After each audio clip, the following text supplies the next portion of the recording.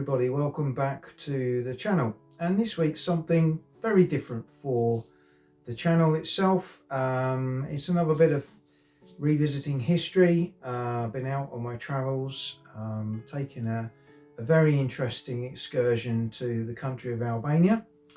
It did involve a diversion into North Macedonia and Kosovo as well, but I wanted to talk today about Albania, and specifically its relation to bunkers.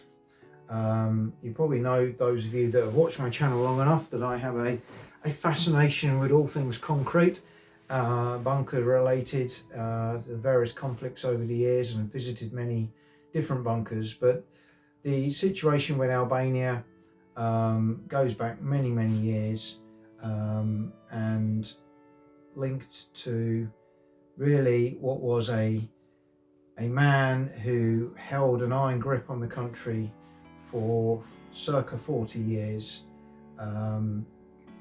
having been a partisan during the war and grabbed power post-war and held Albania in its grip of communism for many years thereafter.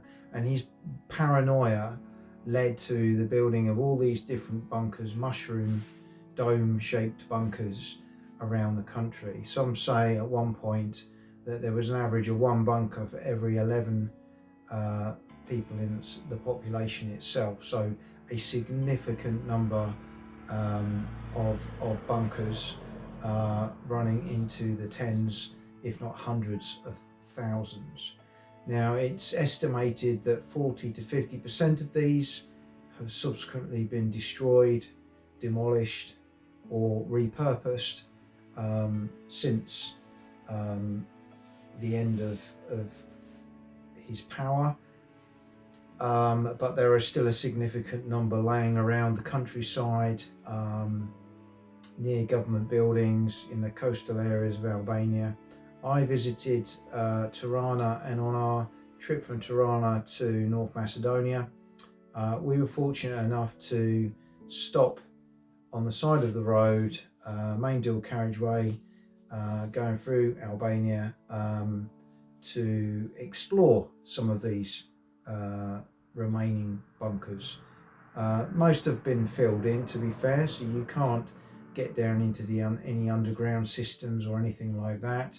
There are a couple of key museums in Tirana called Bunker Art 1 and 2. We did visit the big one, which was going to be one of the key areas where the government would have retreated in case of war or even nuclear attack. It was a significant bunker complex, I think would be the way I would say, with many rooms, a theatre, full facilities. It would have housed potentially thousands of people. It's now a museum. It's very interesting, up on the outskirts of the city, and there's a complex system of bunkers around it as well, which we couldn't access at the time. But I'm going to show you some footage via drone, video, and some photographs of what we saw for you to enjoy.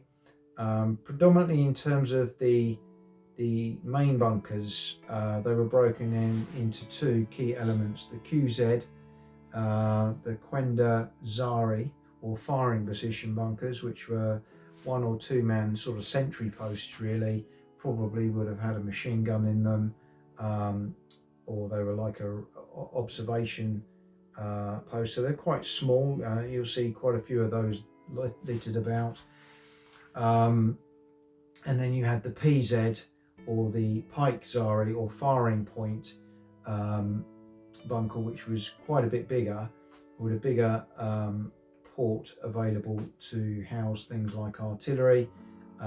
Often though, they would have been used as command posts for the smaller QZ versions.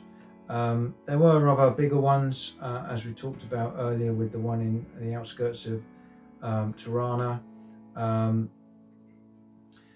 And as I say, they are of a significant size. So there are lots of different types, but this one man's paranoia, literally.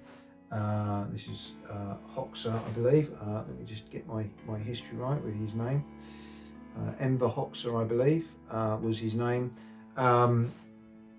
His paranoia about being attacked from, for example, Greece or a NATO ally, or even from China or the Soviet Union, because due to the way he ended up upsetting and breaking relations pretty much with every country, allies and enemies.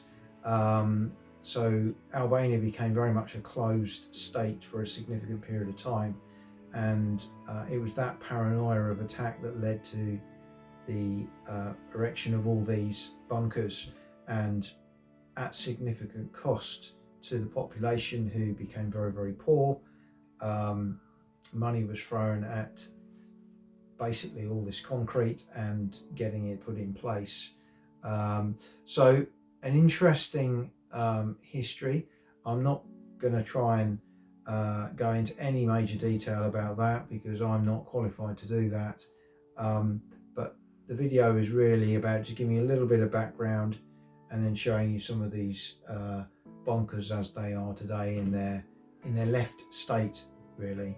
But very interesting trip, thoroughly enjoyed it, and I say, hope you enjoy some of the footage, photos, etc. that I'm going to show you shortly.